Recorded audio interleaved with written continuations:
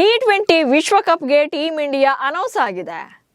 Major changes ಅಂತ ಏನು ಇಲ್ಲದೆ ಇದ್ರೂ ಕೂಡ ಬದಲಾವಣೆಗಳನ್ನಂತೂ ಮಾಡಿದ್ದಾರೆ. ಅಜಿತ್ ಅಗರ್ಕರ್ ನಾಯಕತ್ವದ ಆಯ್ಕೆ ಸಮಿತಿ ಸೂರ್ಯಕುಮಾರ್ ಯಾದವ್ ನೇತೃತ್ವದಲ್ಲೇ ವರ್ಲ್ಡ್ ಕಪ್ಗೆ ಕಾಲಿಡ್ತಾ ಇದೆ. ಅಂಡ್ ವೈಸ್ ಕ್ಯಾಪ್ಟನ್ಸಿಯಲ್ಲಿ ಸ್ಮಾರ್ಟ್ ಆಗಿ ಡಿಸಿಷನ್ ತಗೊಂಡಿದ್ದಾರೆ. ಇತ್ತ ಶುಭ್ಮನ್ ಗಿಲ್ ಫಾರ್ಮುಲಾ ಅಟ್ಟಫ್ಲಾಪ್ ಆಗ್ತಾ ಇದ್ದಂತೆ ತಂಡದಿಂದಲೇ ಗೇಟ್ ಪಾಸ್ ಕೂಡ ಕೊಟ್ಟಿದ್ದಾರೆ. ಸೊ ಟೀಮ್ ಇಂಡಿಯಾ ಸ್ಕ್ವಾಡ್ ನಲ್ಲಿ ಅಚ್ಚರಿ ಅನಿಸಿದ್ದು ಯಾರು? ದೃಷ್ಟಿಬೊಟ್ಟು ತರ ಇರ್ತಾರ ಹರ್ಷಿತ್ ರಾಣಾ. ಗಂಭೀರ್ ಅವರ ತುಘಲಕ್ ದರ್ಬಾರ್ ಇಲ್ಲೂ ಕೂಡ ಕಂಟಿನ್ಯೂ ಆಯ್ತಾ? ಈ ಬಗೆಗಿನ ಒಂದಷ್ಟು ಮಾಹಿತಿನ ಈ ವಿಡಿಯೋದಲ್ಲಿ ಹೇಳ್ತೇನೆ. ಹಾಗೆ ಪ್ಲೇಯಿಂಗ್ 11 ಬಗ್ಗೆ ಕೂಡ ಡೀಟೇಲ್ಸ್ ಅನ್ನ ಕೊಡ್ತೇನೆ. ನಾನು ಶಾಂತ, ನೀವು ಸುದ್ದಿಯಾನದ ಸಬ್ಸ್ಕ್ರೈಬರ್ ಆಗೋದಕ್ಕೆ ಮರಿಬೇಡಿ. ಭಾರತ ಮತ್ತು ಶ್ರೀಲಂಕಾ ಆಯೋಜನೆಯಲ್ಲಿ ನಡೆಯಲಿರುವಂತಹ 2026ರ T20 ವಿಶ್ವಕಪ್ ಫೆಬ್ರವರಿ 7ರಂದು ಆರಂಭವಾಗಲಿದೆ.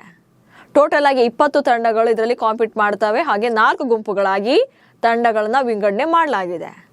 UAE ವಿರುದ್ಧ ಭಾರತದ ಮೊದಲ ಪಂದ್ಯ ನಡೆಯಲಿದೆ. ಸದ್ಯ ಈ ಟೂರ್ನಿಗೆ ಅನೌನ್ಸ್ ಆಗಿರುವಂತಹ ಭಾರತ ತಂಡದಲ್ಲಿ T20 ಸೀರೀಸ್ನಲ್ಲಿ ಕಣಕ್ಕಿಳಿತಾ ಇದ್ದವರೇ ಆಲ್ಮೋಸ್ಟ್ ಸೆಲೆಕ್ಟ್ ಆಗಿದ್ದಾರೆ. ಬಟ್ 2 ಮೇಜರ್ ಚೇಂಜಸ್ ಮಾಡಿದ್ದಾರೆ. ಅದರಲ್ಲಿ ಮಾಡಲೇಬೇಕಾಗಿದ್ದ ಬದಲಾವಣೆ ಅಂದ್ರೆ ಅದು ಶುಭ್ಮನ್ ಗಿಲ್ಗೆ ಗೇಟ್ ಪಾಸ್ ಕೊಟ್ಟಿರೋದು. ಗಿಲ್ ಪಲ್ಟಿ ಹೊಡಿತಾ ಇದ್ದಂತೆ ಅಕ್ಷರ್ಗೆ vice captaincy. Gautam Gambhir head coach ಆದ್ಮೇಲೆ ತುಘಲಕ್ ದರ್ಬಾರ್ ನಡೀತಾ ಇದೆ. ಡಿಸರ್ ಇರುವಂತ ಆಟಗಾರರನ್ನ ಹೊರಗಿಟ್ಟಿದ್ದಾರೆ. ಸೊ ಇಲ್ಲದೆ ಇರುವಂತ ಕೆಲವರು ಒಳಗಿದ್ದಾರೆ. ನಿಮ್ಗೂ ಕೂಡ ಗೊತ್ತೇ ಇರುತ್ತೆ ಯಾರೆಲ್ಲ ಅನ್ನೋದು. ಅಂಡ್ ಲಾಸ್ಟ್ ಇಯರ್ನಿಂದ ಚೆನ್ನಾಗೇ ಇದ್ದ ತಂಡದಲ್ಲಿ ಕಡ್ಡಿ ಅಲ್ಲಾಡಿಸಿದಂತ ಗೌತಮ್ ಗಂಭೀರ್ ಮತ್ತು ಅಜಿತ್ ಅಗರ್ಕರ್ ಅಕ್ಷರ್ ಪಟೇಲ್ ರನ್ನ ವೈಸ್ ಕ್ಯಾಪ್ಟನ್ಸಿಯಿಂದ ತೆಗೆದು ಶುಭ್ಮನ್ ಗಿಲ್ ರನ್ನ ಏಷ್ಯಾ ಕಪ್ ಮೂಲಕ ಕರ್ಕೊಂಡು ಬರ್ತಾರೆ. ಜೊತೆಗೆ ವೈಸ್ ಕ್ಯಾಪ್ಟನ್ಸಿಯನ್ನು ಕೂಡ ಕೊಡ್ತಾರೆ. ಅದು ಸಾಲದು ಅಂತ ಹೇಳಿ ಅಭಿಷೇಕ್ ಶರ್ಮಾ ಜೊತೆ ಓಪನಿಂಗ್ ಬ್ಯಾಟರ್ ಆಗಿ ಕೂಡ ಕಣಕ್ಕಿಳಿಸ್ತಾರೆ. ಸೊ ಅಕ್ಷರನ್ನ ತೆಗೆದಾಗ ಒಬ್ರು ಕಾಮೆಂಟೇಟರ್ ಒಂದು ಪ್ರಶ್ನೆಯನ್ನ ಮಾಡ್ತಾರೆ. ನೀವು ಕರೆಕ್ಟ್ ಆಗಿ ಅವ್ರ ಹತ್ರ ಕಮ್ಯುನಿಕೇಟ್ ಮಾಡಿಯೇ ಅಕ್ಷರನ್ನ ವೈಸ್ ಕ್ಯಾಪ್ಟನ್ಸಿಯಿಂದ ತೆಗ್ದಿದ್ದೀರಿ ತಾನೆ ಅಂತ ಪ್ರಶ್ನೆ ಮಾಡ್ತಾರೆ. ಆದ್ರೆ ಮ್ಯಾನೇಜ್ಮೆಂಟ್ ಉದ್ದೇಶ ಪೂರ್ವಕವಾಗಿಯೇ ಗಿಲ್ ರನ್ನ ಕರೆ ತಂದಿದ್ದು ಅನ್ನೋದು ಗೊತ್ತಾಗ್ತಿತ್ತು. ಆಮೇಲೆ ಏನಾಯ್ತು? ಟಾಪ್ ಆರ್ಡರ್ ಅಂತೂ ಕಂಪ್ಲೀಟ್ ಆಗಿ ಬ್ಯಾಟಿಂಗ್ ನಲ್ಲಿ ಕೊಲ್ಯಾಪ್ಸ್ ಆಯ್ತು. ಕ್ಯಾಪ್ಟನ್ ಸೂರ್ಯ ಹಾಗೆ ವೈಸ್ ಕ್ಯಾಪ್ಟನ್ ಶುಭ್ಮನ್ ಗಿಲ್ ಅಂತೂ ನಾನಾ ಅಂತ ರೇಸ್ಗೆ ಬಿದ್ದವರಂತೆ ಔಟ್ ಆಗೋದ್ರಲ್ಲಿ ಪೈಪೋಟಿ ತೋರಿಸ್ತಾ ಇದ್ರು.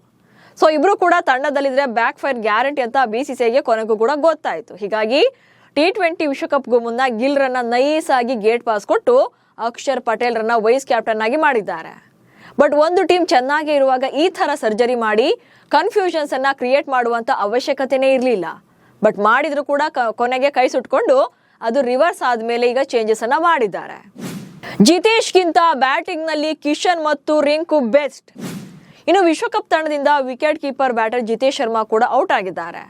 ಸೊ ಗಿಲ್ ಮತ್ತು ಜಿತೇಶ್ ಹೊರ ಬಿದ್ಮೇಲೆ ಅಂದ್ರೆ ಇವರಿಬ್ಬರನ್ನು ಕೂಡ ತಂಡದಿಂದ ಹೊರ ತೆಗೆದ್ಮೇಲೆ ಇಶಾನ್ ಕಿಶನ್ ಮತ್ತು ರಿಂಕು ಸಿಂಗ್ ಜಾಯ್ನ್ ಆಗಿದ್ದಾರೆ.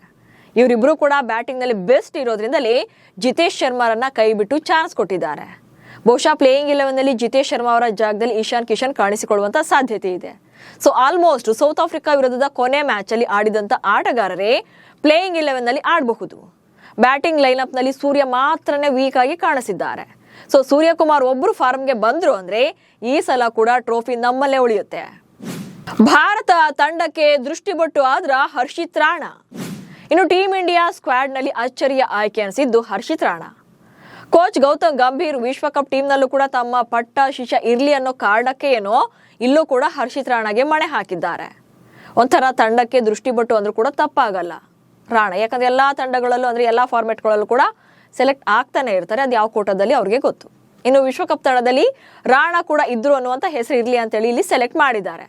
ಯಾಕಂದ್ರೆ ತಂಡದಲ್ಲಿ ಕ್ವಾಲಿಟಿ ಬೌಲರ್ಗಳ ದಂಡೆ ಇದೆ. ಜಸ್ಪ್ರೀತ್ ಬುಮ್ರಾ, ಹರ್ಷದೀಪ್ ಸಿಂಗ್ ಹಾಗೆ ಹಾರ್ದಿಕ್ ಪಾಂಡ್ಯ ಇವ್ರು 3 ಜನ ಪೇಸ್ ಬೌಲಿಂಗ್ ಅಟ್ಯಾಕ್ ಆಗಿ ಮಾಡ್ತಾರೆ. ಸೊ ರಾಣಾನ ಕೈ ಬಿಟ್ಟು ಒಬ್ಬ ಬ್ಯಾಕಪ್ ಆಗಿ ಪ್ಯೂರ್ ಬ್ಯಾಟರ್ ಬೌಲರ್ನ ಸೆಲೆಕ್ಟ್ ಮಾಡಬಹುದಿತ್ತು. ಜೈಸ್ವಾಲ್ ಅಥವಾ ಋತುರಾಜ್ ಗಾಯಕ್ವಾಡ್ ಅಥವಾ ಶ್ರೇಯಸ್ ಅಯ್ಯರ್ನ ಪಿಕ್ ಮಾಡಬಹುದಿತ್ತು. ಯಾಕಂದ್ರೆ ಟಾಪ್ ಆರ್ಡರ್ ಬ್ಯಾಟಿಂಗ್ ನಲ್ಲಿ ಯಾರಾದ್ರೂ ಇಂಜುರಿ ಆದಾಗ ಸೊ ಬ್ಯಾಕಪ್ ಆಗಿ ಒಬ್ಬ ಸ್ಟ್ರಾಂಗ್ ಬ್ಯಾಟರ್ ಇರ್ತಾ ಇದ್ರು. ರಿಂಕು ಸಿಂಗ್ ಇದ್ದಾರೆ ಅಂದ್ರೂ ಕೂಡ ರಿಂಕು ಸಿಂಗ್ ರನ್ನ ಮಿಡಲ್ ಆರ್ಡರ್ ನಲ್ಲಿ ಅಥವಾ ಫಿನಿಶರ್ ರೋಲ್ ನಲ್ಲಿ ಪ್ಲೇ ಮಾಡಿಸಬಹುದು. ಬಟ್ ಒಬ್ಬ ಪ್ಯೂರ್ ಬ್ಯಾಟರ್ ಟಾಪ್ ಆರ್ಡರ್ಗೆ ಒಬ್ಬ ಬಹುಶಃ ಬ್ಯಾಕಪ್ ಆಗಿ ತಗೊಳ್ಬೋದಿತ್ತು ಹರ್ಷಿತ್ ರಾಣಾರನ್ನ ಕೈ ಬಿಟ್ಟು. ಬಟ್ ಹರ್ಷಿತ್ ರಾಣಾ ಎಲ್ಲೆಲ್ಲೂ ರಾಣಾ ಅಂತ ಚೂಸ್ ಮಾಡ್ಕೊಳ್ತಿದ್ದಾರೆ. ಬಟ್ ಫೈನಲ್ ಆಗಿ ಪ್ಲೇಯಿಂಗ್ 11 ಹೇಗಿರಬಹುದು ಅನ್ನೋದನ್ನ ನೋಡ್ತಾ ಹೋಗೋದಾದ್ರೆ ಆಸ್ ಯೂಶುವಲ್ ಭಾರತದ T20 ತಂಡದ ಪರ ಅಭಿಷೇಕ್ ಶರ್ಮಾ ಮತ್ತು Sanju Samson super and best players ಆಗಿದ್ದಾರೆ ಓಪನಿಂಗ್ ಜೋಡಿ. ಇವರಿಬ್ಬರ ಕಾಂಬೋದಲ್ಲಿ ಟೀಮ್ ಇಂಡಿಯಾ ಅದ್ಭುತವಾದಂತ ಪ್ರದರ್ಶನ ನೀಡುತ್ತೆ. ಇಬ್ರು ಕೂಡ ಪವರ್ ಪ್ಲೇನಲ್ಲೇ ಪವರ್ ಹಿಟ್ಗಳ ಮೂಲಕ ಎದುರಾಳಿ ತಂಡದ ಬೌಲರ್ಗಳನ್ನ ನೀರಿಳಿಸುವಂತೆ ಬ್ಯಾಟಿಂಗ್ ಅನ್ನ ಮಾಡ್ತಾರೆ. ಸೊ ಲಾಸ್ಟ್ ಇಯರ್ ಇವರಿಬ್ಬರ ಕಾಂಬಿನೇಷನ್ ಅಲ್ಲಿ ಟೀಮ್ ಇಂಡಿಯಾ ಹೇಗೆ ಪರ್ಫಾರ್ಮ್ ಮಾಡಿತ್ತು ನೋಡಿದ್ವಿ. ಅಂಡ್ ಇತ್ತೀಚೆಗೆ ನಡೆದಂತ ಅಂದ್ರೆ ನಿನ್ನೆಷ್ಟೇ ನಡೆದಂತ ಸೌತ್ ಆಫ್ರಿಕಾ ವಿರುದ್ಧದ ಕೊನೆ ಮ್ಯಾಚ್ ಅಲ್ಲೂ ಕೂಡ ಇವರಿಬ್ರು ಕೂಡ ಓಪನರ್ಗಳಾಗಿ ಅದ್ಭುತವಾದಂತ ಸ್ಟ್ರೈಕ್ ರೇಟ್ ನಲ್ಲಿ ಬ್ಯಾಟ್ ಬೀಸ್ತಾರೆ. ಸೊ ಇವರಿಬ್ರು ಜೋಡಿ ಆಲ್ರೆಡಿ ವರ್ಕೌಟ್ ಆಗಿದೆ, ಇದು BCCIಗೂ ಕೂಡ ಗೊತ್ತಿದೆ. ಹೀಗಾಗಿ T20 ವಿಶ್ವಕಪ್ನಲ್ಲೂ ಕೂಡ ಇದೇ ಜೋಡಿ ಓಪನರ್ಗಳಾಗಿ ಕಣಕ್ಕಿಳಿಸೋದ್ರಲ್ಲಿ ಯಾವುದೇ ಡೌಟ್ ಇಲ್ಲ. ಸೊ ಅಭಿ ಅಂಡ್ ಸಂಜು ಇಲ್ಲಿ ಓಪನರ್ಗಳಾಗಿ ಕಾಣಿಸ್ಕೊಳ್ತಾರೆ. ಅಂಡ್ ನೆಕ್ಸ್ಟ್ 3ನೇ ಕ್ರಮಾಂಕದಲ್ಲಿ ತಿಲಕ್ ವರ್ಮರನ್ನ ಆಡಿಸುವಂತ ಸಾಧ್ಯತೆ ಇದೆ. ಎಸ್, T20 ಫಾರ್ಮೆಟ್ ನಲ್ಲಿ ತಿಲಕ್ ವರ್ಮಾ ಕೂಡ one of the best batter ಆಗಿದ್ದಾರೆ. ಸೊ ಕಳೆದ ವರ್ಷದಿಂದಲೂ ಕೂಡ ಕಂಟಿನ್ಯೂಸ್ ಆಗಿ ಟೀಮ್ ನಲ್ಲಿ ಜಾಯಿನ್ ಆಗೇ ಇದ್ದಾರೆ. ಹಾಗೆ ಪ್ಲೇಯಿಂಗ್ 11 ನಲ್ಲೂ ಕೂಡ ಅವಕಾಶವನ್ನು ಪಡೀತಾರೆ. ಜೊತೆಗೆ ಕ್ರೂಷಿಯಲ್ ಟೈಮ್ಗಳಲ್ಲೂ ಕೂಡ ನಿಂತು ಆಡುವಂತ ಸಾಮರ್ಥ್ಯ ಅವರಲ್ಲಿದೆ. ಲಾಸ್ಟ್ ಏಷ್ಯಾ ಕಪ್ ಫೈನಲ್ ನಲ್ಲಿ ನೋಡಿದ್ವಿ, ತಿಲಕ್ ವರ್ಮಾ ನಿಂತು ಆಡಿದ್ರಿಂದಲೇ ಅವತ್ತಿನ ಪಂದ್ಯವನ್ನ ಭಾರತ ಗೆಲ್ಲುತ್ತೆ, ಹಾಗೆ ಚಾಂಪಿಯನ್ ಆಗುತ್ತೆ. ಸೊ ಕ್ರೂಷಿಯಲ್ ಟೈಮ್ ಅಂತ ಬಂದಾಗ ತಿಲಕ್ ವರ್ಮಾ ನಿಂತು ಆಡುವಂತ ಸ್ಟ್ಯಾಮಿನಾ ಅವರಲ್ಲಿದೆ. ಹೀಗಾಗಿ ನಂಬರ್ 3 ನಲ್ಲಿ ಬಂದ್ರೆ ಬೆಸ್ಟ್ ಅನ್ಸುತ್ತೆ. ಆಲ್ರೆಡಿ ನಿನ್ನೆ ಮ್ಯಾಚ್ ಅಲ್ಲೂ ಕೂಡ ಅವರ ಅದ್ಭುತವಾದಂತಹ ಸ್ಟ್ರೈಕ್ ರೇಟ್ ಇತ್ತು. ಬಹುಶಃ ಮುಂದಿನ ದಿನಗಳಲ್ಲೂ ಕೂಡ ಅದೇ ಫಾರ್ಮ್ ಅಲ್ಲೇ ಕಂಟಿನ್ಯೂ ಆಗ್ತಾರೆ. ಸೊ ತಿಲಕ್ ವರ್ಮಾ 3ನೇ ಸ್ಲಾಟ್ ನಲ್ಲಿ ಆಡೋದು ನಿಜಕ್ಕೂ ಕೂಡ ಚೆನ್ನಾಗಿರುತ್ತೆ. ಆಲ್ರೆಡಿ ಅವರು ಸೆಟಲ್ ಆಗಿದ್ದಾರೆ. ಇನ್ನು ಸೂರ್ಯಕುಮಾರ್ ಯಾದವ್ 4ನೇ ಕ್ರಮಾಂಕದಲ್ಲಿ ಬ್ಯಾಟಿಂಗ್ ಅನ್ನ ಮಾಡುವಂತ ಅವಕಾಶ ಇದೆ. ಯಾರು ಎಷ್ಟು ಹೇಳ್ಬೋದು ಸೂರ್ಯಕುಮಾರ್ ಫಾರ್ಮಲ್ ಇಲ್ಲ ಅಂತ, ಬಟ್ ಅವರ ಕ್ಯಾಪ್ಟನ್ಸಿಯಲ್ಲಿ ತಂಡ ಅದ್ಭುತವಾದಂಥ ಸರಣಿಗಳನ್ನ ಗೆಲ್ತಾನೆ ಬಂದಿದೆ. 2024ರಿಂದ ಈಚೆಗೆ ಒಂದೇ ಒಂದು ಸರಣಿಯನ್ನ ಬಿಟ್ಕೊಟ್ಟಿಲ್ಲ. ಸೊ ಒಂಥರ ಲಕ್ಕಿ ಕ್ಯಾಪ್ಟನ್ ಅನ್ಬಹುದು. ಬಟ್ ಅವರು ಬ್ಯಾಟರ್ ಆಗಿ ಫೇಲ್ಯೂರ್ ಆಗಿದ್ದಾರೆ ಅನ್ನೋದನ್ನು ಕೂಡ ಒಪ್ಕೊಳ್ಬೇಕಾಗುತ್ತೆ. ಬಟ್ ಆಕ್ಚುಲಿ ಸೂರ್ಯನ ಬ್ಯಾಟಿಂಗ್ ಪರ್ಫಾರ್ಮೆನ್ಸ್ ಇದಲ್ವೇ ಅಲ್ಲ, ಅವರ ರಿಯಲ್ ಖದರ್ನಲ್ಲಿ ಇದು 0.1% ಕೂಡ ಇಲ್ಲ. ಈಗ ಆಡ್ತಾ ಇರೋದು ಅಂದ್ರೆ ಈ ವರ್ಷ ಆಡಿರೋದು. ಬಟ್ ನೋಡೋಣ, ನೆಕ್ಸ್ಟ್ ಇಯರ್ ನ್ಯೂಜಿಲೆಂಡ್ ವಿರುದ್ಧದ ಸೀರೀಸ್ ಇದೆ.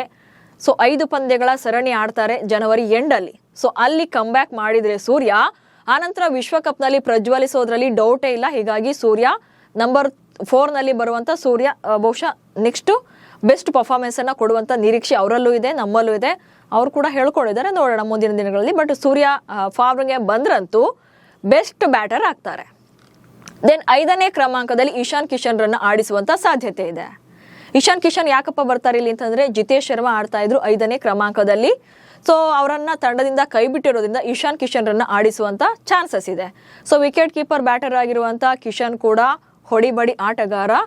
ಸೊ ಸ್ಟ್ರೈಕ್ ರೇಟ್ ಕೂಡ ತುಂಬಾನೇ ಚೆನ್ನಾಗಿದೆ. ಹೀಗಾಗಿ ಇಶಾನ್ ಕಿಶನ್ 5ನೇ ಸ್ಲಾಟ್ ನಲ್ಲಿ ಬರಬಹುದು. ದೆನ್ ಹಾರ್ದಿಕ್ ಪಾಂಡ್ಯ ಬರ್ತಾರೆ ಇಶಾನ್ ಕಿಶನ್ ಆದ್ಮೇಲೆ 6ನೇ ಕ್ರಮಾಂಕದಲ್ಲಿ. ಆಲ್ರೌಂಡರ್ ಆಗಿರುವಂತ ಹಾರ್ದಿಕ್ ಪಾಂಡ್ಯ ಎಂತ ಪವರ್ ಹಿಟ್ಟಿಂಗ್ ಬ್ಯಾಟರ್, ಅವರಲ್ಲಿರುವಂತ ಸ್ಟ್ರೆಂತ್ ಏನು, ಪವರ್ ಏನು ಅನ್ನೋದನ್ನ ನೋಡೇ ಇದ್ದೀವಿ. ಸೌತ್ ಆಫ್ರಿಕಾ ಸೀರೀಸ್ ನಲ್ಲೂ ಕೂಡ ಆಲ್ರೌಂಡ್ ಪ್ರದರ್ಶನ ಅಂತೂ ಅದ್ಭುತವಾಗಿತ್ತು. ಅದರಲ್ಲೂ ಕೂಡ ಕೊನೆ ಪಂದ್ಯದಲ್ಲಿ ಭಾರತ ಪರ T20 ನಲ್ಲಿ 2ನೇ ಅತಿ ವೇಗದ ಅರ್ಧ ಶತಕ ಕೂಡ ಬಾರಿಸಿದ್ರು. ಹೀಗಾಗಿ ಹಾರ್ದಿಕ್ ಪಾಂಡ್ಯ ಬ್ಯಾಟಿಂಗ್ ಹಾಗೆ ಬೌಲಿಂಗ್ ಎರಡರಲ್ಲೂ ಕೂಡ ಇಂಪ್ಯಾಕ್ಟ್ ಮಾಡ್ತಾರೆ. ಜೊತೆಗೆ ಇಶಾನ್ ಕಿಶನ್ ಆದ್ಮೇಲೆ ಬ್ಯಾಟಿಂಗ್ಗೆ ಬರಬಹುದು. ನೆಕ್ಸ್ಟ್ ಅಕ್ಷರ್ ಪಟೇಲ್, 7ನೇ ಕ್ರಮಾಂಕದಲ್ಲಿ ಬ್ಯಾಟಿಂಗ್ ಬರುವಂತ ಚಾನ್ಸಸ್ ಇದೆ. ಅಕ್ಷರ್ ಪಟೇಲ್ ಈ ಸಲ ವೈಸ್ ಕ್ಯಾಪ್ಟನ್ ಆಗಿ ಆಡೋದ್ರಿಂದ ಅವರನ್ನ ಬಹುಶಃ ಪ್ಲೇಯಿಂಗ್ 11 ನಲ್ಲಿ ಕಂಟಿನ್ಯೂಸ್ ಆಗಿ ಆಡಿಸುವಂತ ಚಾನ್ಸಸ್ ಇದೆ. ಅಕ್ಷರ್ ಪಟೇಲ್ ಕೂಡ ಬಿಗ್ ಹಿಟ್ಗಳ ಮೂಲಕ ಸೊ ಒಂದಷ್ಟು ರನ್ಸ್ ಅನ್ನ ಸ್ಕೋರ್ ಮಾಡ್ತಾರೆ ಬಿಗ್ ಸ್ಟ್ರೈಕ್ ರೇಟ್ ನಲ್ಲಿ. ಬಟ್ ಅವ್ರನ್ನ ಟಾಪ್ ಆರ್ಡರ್ಗೆ ಹಾಕಿ ಕೆಲ ಪಂದ್ಯಗಳಲ್ಲಿ ವೀಕ್ ಆಗಿದ್ರು. ಬಟ್ ಮಿಡಲ್ ಆರ್ಡರ್ ಅಂತ ಬಂದಾಗ ಅವರು ಚೆನ್ನಾಗಿ ಆಡಿದ್ದಾರೆ. ಸೊ ನೆಕ್ಸ್ಟ್ ಕೂಡ ಮಿಡಲ್ ಆರ್ಡರ್ ನಲ್ಲಿ ಆಲ್ರೌಂಡರ್ ಆಗಿ ಆಡಬಹುದು. ನೆಕ್ಸ್ಟ್ ಸ್ಪಿನ್ ವಿಭಾಗದಲ್ಲಿ ಕುಲ್ದೀಪ್ ಯಾದವ್ ಹಾಗೆ ವರುಣ್ ಚಕ್ರವರ್ತಿಯನ್ನು ಆಡಿಸುವಂತ ಚಾನ್ಸಸ್ ಇದೆ. ಇವರಿಬ್ರು ಕೂಡ ಭಾರತದ ಸ್ಪಿನ್ ವಿಭಾಗದಲ್ಲಿ ಅದ್ಭುತವಾದಂತಹ ಫಾರ್ಮ್ ನಲ್ಲಿರುವಂತಹ ಆಟಗಾರರು ಕುಲ್ದೀಪ್ ಯಾದವ್ ಹಾಗೆ ವರುಣ್ ಚಕ್ರವರ್ತಿ ಅಂತೂ ಇತ್ತೀಚೆಗೆ ಸೌತ್ ಆಫ್ರಿಕಾ ವಿರುದ್ಧದ ಸರಣಿಯಲ್ಲಿ 5 ಪಂದ್ಯಗಳಲ್ಲೂ ಕೂಡ ವಿಕೆಟ್ ಟೇಕರ್ ಆಗಿದ್ರು. ಹಾಗೆ ಸರಣಿ ಶ್ರೇಷ್ಠ ಪ್ರಶಸ್ತಿಯನ್ನ ಪಡ್ಕೊಂಡಿದ್ದಾರೆ. ಇವರಿಬ್ರು ಕೂಡ ಮಿಡಲ್ ಆರ್ಡರ್ ನಲ್ಲಿ ಬಿಗ್ ಬ್ರೇಕ್ ಥ್ರೂಗಳನ್ನ ತಂದು ಕೊಡ್ತಾರೆ, ಹಾಗೆ ರನ್ಸ್ ಅನ್ನ ಕಂಟ್ರೋಲ್ ಮಾಡ್ತಾರೆ. ಸೊ ಇವರಿಬ್ರು ಕೂಡ ಆಡಬಹುದು. ನೆಕ್ಸ್ಟ್ ಹರ್ಷದೀಪ್ ಸಿಂಗ್ ಹಾಗೆ ಜಸ್ಪ್ರೀತ್ ಬುಮ್ರಾ. ಸೊ ಇವರಿಬ್ರು ಕೂಡ ವೇಗದ ಬೌಲರ್ಗಳಾಗಿರೋದ್ರಿಂದ ಇಬ್ರು ಕೂಡ ಚಾನ್ಸ್ ಅನ್ನ ಪಡ್ಕೊಳ್ಳುವಂತ ಸಾಧ್ಯತೆ ಇದೆ. ಇಬ್ರು ಕೂಡ T20 ನಲ್ಲಿ ನಂಬರ್ 1 ಹಾಗೆ ನಂಬರ್ 2 ಹೈಯೆಸ್ಟ್ ವಿಕೆಟ್ ಗಳನ್ನ ಪಡೆದಿರುವಂತ ಬೌಲರ್ಗಳಾಗಿದ್ದಾರೆ. ಸೊ ಇಲ್ಲಿ ಇಬ್ಬರು ಪ್ಯೂರ್ ಸ್ಪಿನ್ನರ್ಸ್ ಅಂಡ್ ಪೇಸರ್ಸ್ ಇರೋದ್ರಿಂದ ಮತ್ತೊಬ್ಬ ಆಲ್ರೌಂಡರ್ ನ ಪ್ಲೇಯಿಂಗ್ 11ಗೆ ಸೆಲೆಕ್ಟ್ ಮಾಡಬೇಕು ಅಂದ್ರೆ ಬಹುಶಃ ಈ 4 ಬೌಲರ್ಗಳಿದ್ದಾರಲ್ಲ ಅವರಲ್ಲೇ ಯಾರನ್ನಾರ ಒಬ್ಬರನ್ನ ಡ್ರಾಪ್ ಮಾಡ್ತಾರೆ. ಕುಲ್ದೀಪ್ ಯಾದವ್ ಅಥವಾ ವರುಣ್ ಚಕ್ರವರ್ತಿ ಅಥವಾ ಬುಮ್ರಾ ಅಥವಾ ಹರ್ಷದೀಪ್ ಸಿಂಗ್, ಈ 4ರಲ್ಲಿ ಒಬ್ಬರನ್ನ ಬೆಂಚ್ ಕಾಯಿಸಿ ಆ ಸ್ಥಾನದಲ್ಲಿ ಮತ್ತೊಬ್ಬ ಆಲ್ರೌಂಡರ್ನ ಆಡಿಸುವಂತ ಸಾಧ್ಯತೆ ಇದೆ. ಆಗ ಶಿವಮ್ ದುಬೆ ಇನ್ನಾಗಬಹುದು. ಉಳಿದಂತೆ ಸೇಮ್ ಕಾಂಬಿನೇಷನ್ ಕಂಟಿನ್ಯೂ ಆಗುತ್ತೆ. ಬಟ್ ಈ ಸಲ ಏನಪ್ಪಾ ಅಂತಂದ್ರೆ T20 ಸ್ಕ್ವಾಡ್ ನಲ್ಲಿ ಯಾವುದೇ ಕನ್ನಡಿಗರಿಗೆ ಅವಕಾಶ ಕೊಟ್ಟಿಲ್ಲ. ಸೊ ಯಾರು ಕೂಡ ಇಲ್ಲ. ಏಕದಿನ ಟೆಸ್ಟ್ ಅಂತ ಬಂದಾಗ KL ರಾಹುಲ್ ಅಂತೂ ಕಂಟಿನ್ಯೂಸ್ ಆಗಿ ಸೆಲೆಕ್ಟ್ ಆಗ್ತಾರೆ, ಪ್ರಸಿದ್ಧ ಕೃಷ್ಣ ಕೂಡ ಇರ್ತಾರೆ. ಬಟ್ ಈ ಸಲ ಯಾವ ಕನ್ನಡಿಗ ಆಟಗಾರರು ಕೂಡ T20 ಟೀಮ್ ನಲ್ಲಿ ಸೆಲೆಕ್ಟ್ ಆಗಿಲ್ಲ. ಸೊ ಅಂತಿಮವಾಗಿ ನಿಮ್ಮ ಪ್ರಕಾರ ಪ್ಲೇಯಿಂಗ್ 11 ಹೇಗಿರಬಹುದು, ಯಾರು ಬೆಂಚ್ ಕಾಯಿಸ್ತಾರೆ ಅಥವಾ ತಂಡಕ್ಕೆ ಯಾರನ್ನ ಸೆಲೆಕ್ಟ್ ಮಾಡಬಹುದಿತ್ತು ಅನ್ನೋ ಬಗ್ಗೆ ಕಮೆಂಟ್ಸ್ ಮೂಲಕ ತಿಳಿಸಿ. ಹಾಗೆ ಸುದ್ದಿಯನ್ನು ಫಾಲೋ ಮಾಡಿ. ನಮಸ್ಕಾರ.